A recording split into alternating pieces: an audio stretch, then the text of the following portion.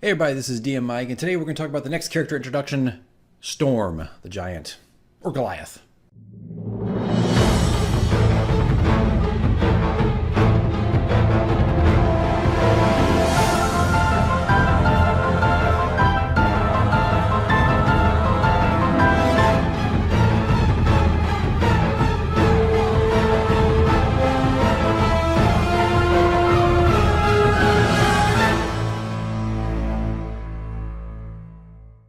Hey everybody, it's DM Mike. So this is the next introduction to one of our characters who's kind of the tank of the group.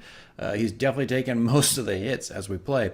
But he is a kind of, I'm getting this wrong. I think it's in, not Xanathar's guide, but I think Volo's guide. One of the giant class characters, pretty, these bigger guys.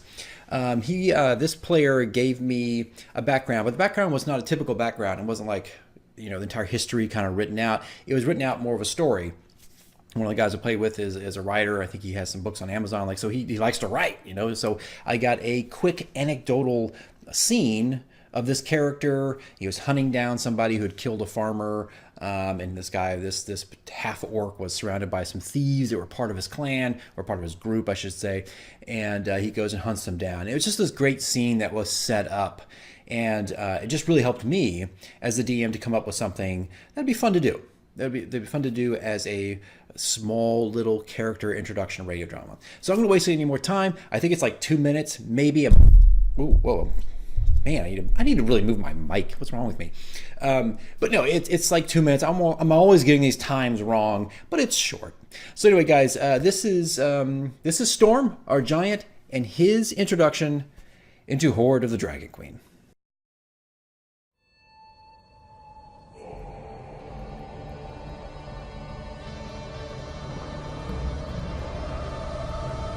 From the ice-capped mountains to the busy streets of Baldur's Gate, you have traveled a great distance, forging a name and reputation that has now rippled its way through the surrounding countryside.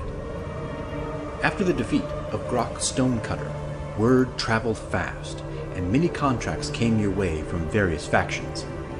The work was brutal, but exciting, and paid rather well. Life was good. One day, you were visited by a local thief known as Cat, a highly educated, whimsy, and trustworthy rogue whose pay was good and information solid. He was searching for a dragonborn fighter known as Lang de Drosa. They believe he is linked to a group of mercenaries attacking trade routes along the border regions, disrupting the local economy and black market goods. This interruption of trade has caused the coffers within the guild to bleed money, and the head of the Thieves Guild, a sultry and seductive woman known as Zaylin Maw, has decided to put an end to it. The bounty rests currently at 100 gold coins if delivered dead, and 500 gold if captured alive. Cat recommends that you take the information they have gathered, trade routes being attacked and the effect it's had on the districts, to the local cathedral, St. Braxis of the Forest, to show compliance with the Edict of Watchers and show good faith towards the new theocracy. The prey is believed to be somewhere in the Green Nest territory, but no one knows for sure. With a whisk of the quill and a few gold coins up front, Cat gives you a gracious nod and disappears into the city. Grabbing your two-handed maul and gear, you set off on the long journey ahead.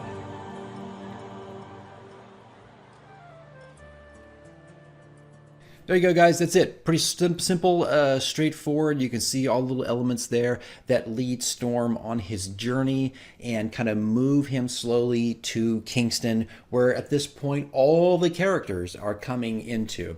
So after this now, I think we've hit our cleric, we've hit our druid, we've hit our ranger, we've hit our fighter, and now lastly is our thief, Thimbraeus. And his is a little bit different from everybody else's. It's a little more action-packed. I think it runs about 2 minutes or so.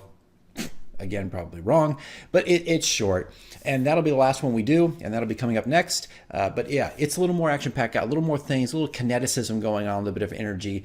But I don't know, I think that's just what some thieves characters do for me. They just kind of they get me excited. I love it. I love writing for them.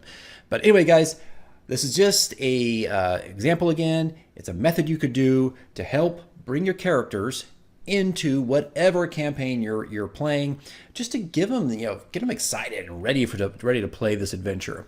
And I think you can do this several times, as maybe 6 months from now, when you're middle of the campaign, new introductions could be introduced, not necessarily reintroducing the character, but maybe reflecting on some things that have happened or something in their past, pulling more from their backgrounds.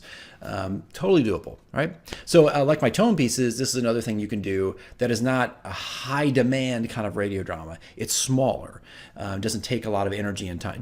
All these things take time. There's no way around it. I mean, everything in D&D is a time suck. Let's just be honest. But it's a smaller piece and a good place to focus and to start, right? So the next video is Thimbraeus and his introduction into the Hoard of the Dragon Queen. All right. Thanks, guys. Thanks for watching. Thanks for sticking with it. I appreciate it. I'll see you in the next video.